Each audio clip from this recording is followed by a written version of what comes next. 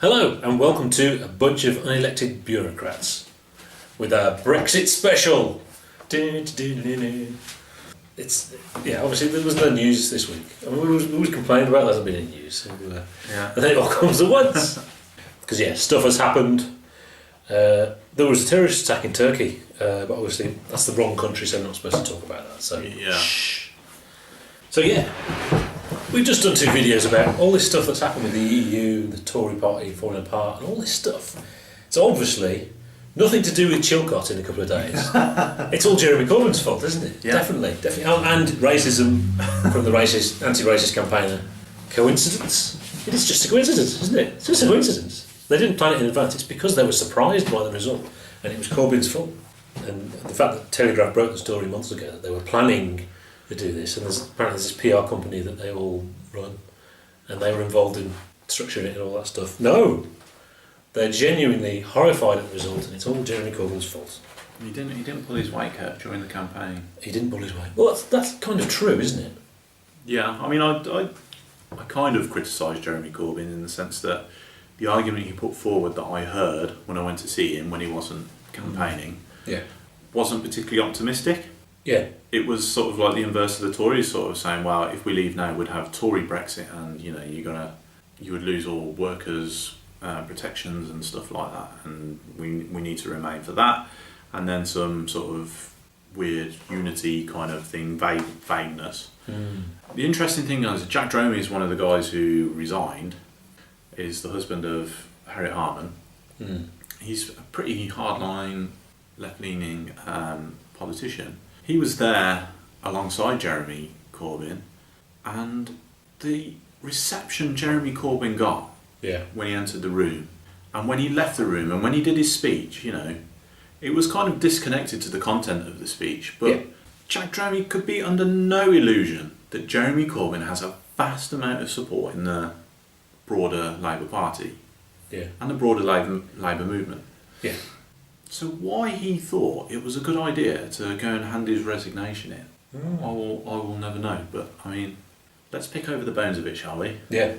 So, the Labour people get upset that we've left the EU and blame it on Jeremy Corbyn because he's not campaigned hard enough. Okay, maybe he didn't campaign hard enough.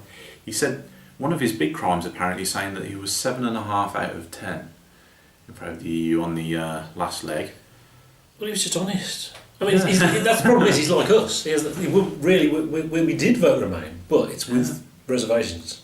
Yeah, I mean, actually, his argument, which was similar to Paul Mason's argument that we've got to fight for a progressive exit from the EU or reform the EU from inside, actually chimed. Yeah. Yeah. Actually chimed with me. There was nothing coming from the Conservatives. Obviously, the people that the official Labour campaign headed by Alan Johnson came out with was having no effect whatsoever, which was reflected in the fact that sitting on the fence. Yeah. I don't feel I've got a sufficiently positive outlook for the future inside the EU. Yeah. So Jeremy Corbyn didn't go out and campaign as hard as he could. The Labour campaign itself was pretty poor.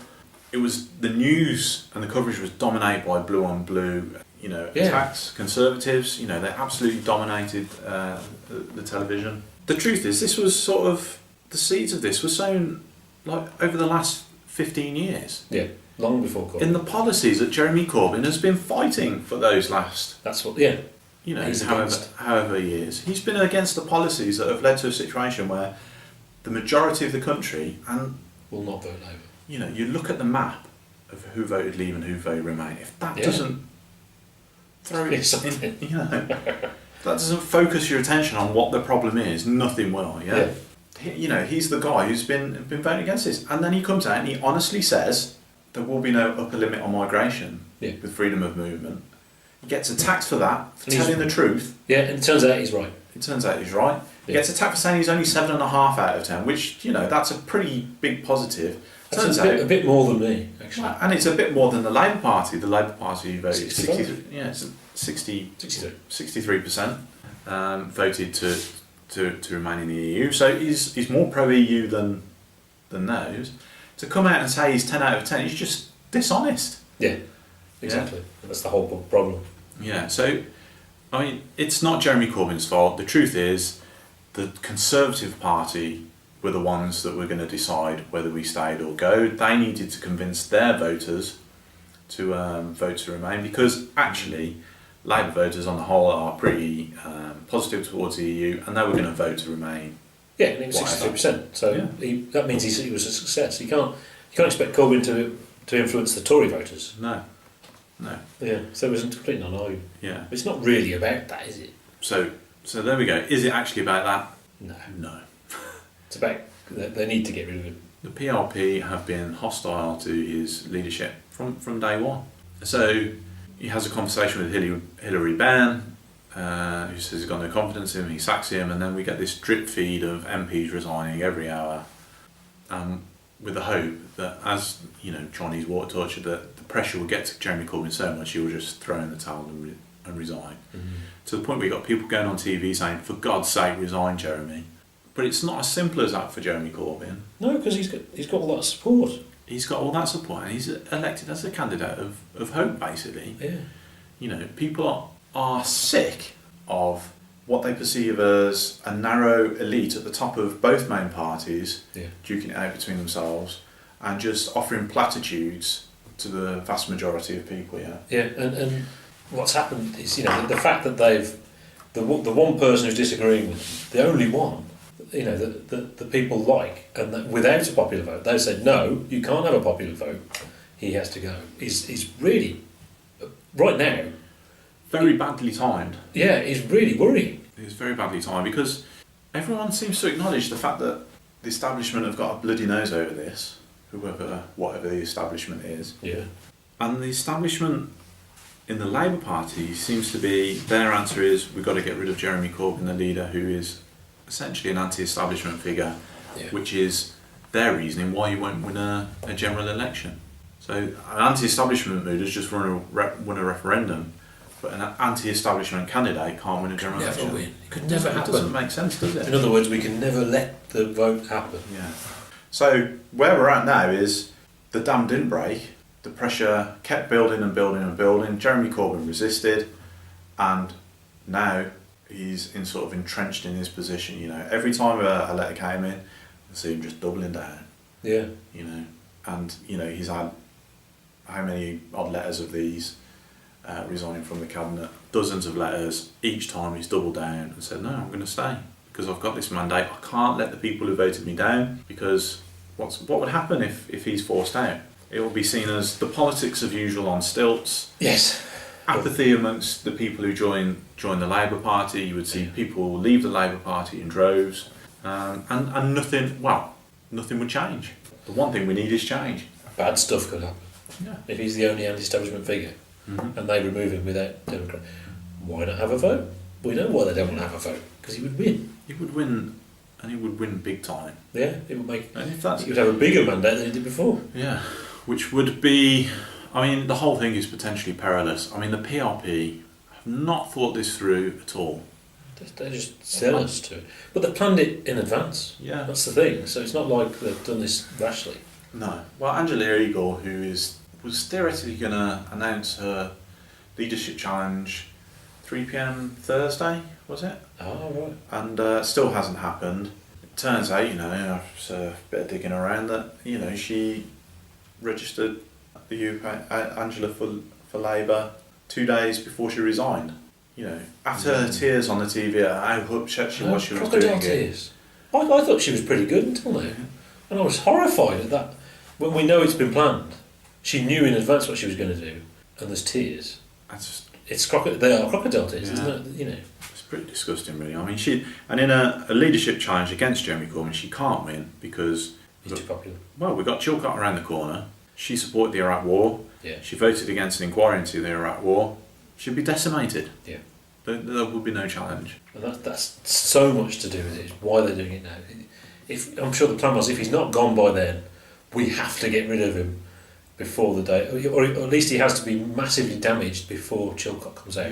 Because if he was in a stronger position on the day it comes out, then what he's going to say, you know, he's going to do them a lot of damage, which is good. Yeah. But assuming Chilcot isn't just a whitewash, which it probably will be. I mean, it probably will be. But I mean, that'd still be cool for Tony Blair to go to prison or something like that. I don't know. So yeah, I mean, it's really bad because what they've done, because the dam didn't break and because Jeremy Corbyn has, rightly or wrongly, dug his heels in. He feels he's representing some people who have voted for him. I don't think there's an argument that he should step down without a vote. Well, if he should step down, have a vote. Oh, listen. Well, this is the issue. Let's say it goes to a leadership challenge and he wins, which is highly likely. Yeah. You know, what happens then? We need new MPs. We're still in paralysis, yeah? Yeah. The MPs have tried to get rid of Jeremy Corbyn, who represents the Labour membership. Yeah. They can't do it. The Labour membership and the PLP have got to go, they've got to be together, yeah? They've got to be united. Yeah. So, it leaves one option. SDP.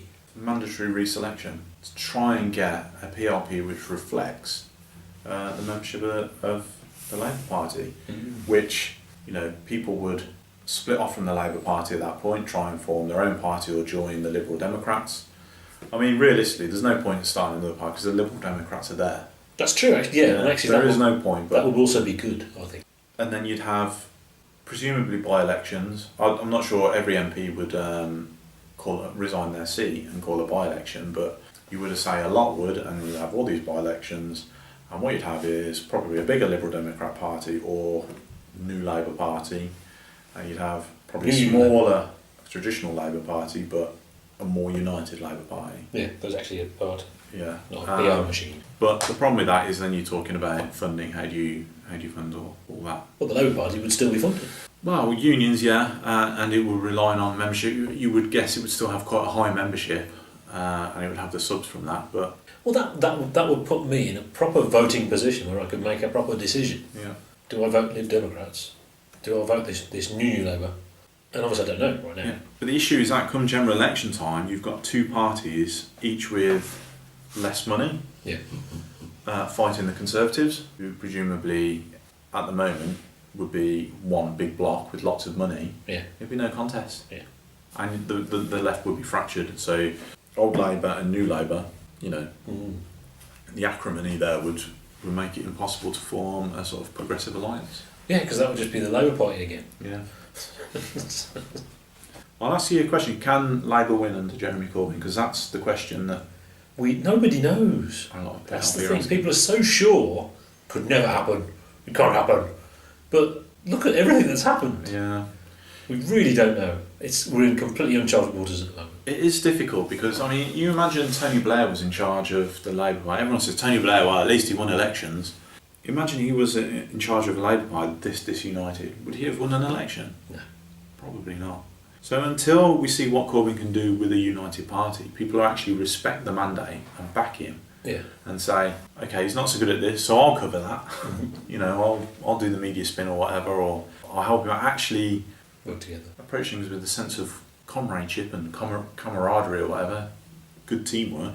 It's very difficult to say. I would suggest in that situation he could win. Yeah, why not? Yeah. Labour were unelectable in the centre ground. Yeah. If it was the centre ground, a bit right wing or whatever, but basically centre ground. They were unelectable before Corbyn got anywhere near them. Mm-hmm. That's the bit that people are trying to leave out. So the day before Angela Eagle was supposed to announce, I did a Reddit poll, our favourite Reddit polls in Labour in Labour UK, and I basically said Angela Eagle or Jeremy Corbyn, are you going to vote for? I thought this would be an interesting experiment to see how reflective of Labour Reddit is. Labour, the Labour UK sub in Reddit, because I'd always assumed that actually there's more Blairites in there. Yeah. So I expected it to be, close or a slight lead for Angela Eagle. And this is what we got. So Jeremy Corbyn, 185 votes. Angela Eagle, 93. There you go. So what's that? So 70-30, is it? Yeah. Well, yeah. Less than that? 65-35? Well, he's actually got 100% more votes than Angela Eagle. There you go. Double. Yeah. So I was wrong on that point. Reddit is obviously pro-Corbyn. Yeah. There you go. It's pro-Corbyn. It just seems to be quite a lot of noisy people who are anti-Corbyn. It's not obviously, it's not particularly relevant. You can't draw any conclusions from that. But I mean, it just goes to show, if you think Jeremy Corbyn's losing popularity, think again. Not amongst people who are active in politics, newly active in politics, I would say. So the Labour Party's in a bind. Yeah, and the Tory Party. So it's all on. Imagine if they'd been united, come out and say, the Conservatives, who are theoretically credible on the economy, have just put a bomb under the economy, wiped 3 trillion off the world economy in one day. In one day. Yeah. Telling us that they're good, and now they've basically, and also, put the union at peril. David Cameron actually did that after the last referendum, but now, in mortal peril. You know, there's plenty of talking points there for Labour to go at, and yet we're talking about this to screw that over the day after, to stop it from happening. What is that about? We're talking about this bullcrap. Anyway, yeah. So yes, there's been lots of news, so we don't need any next week. It's okay. Right. Thanks. See you next time.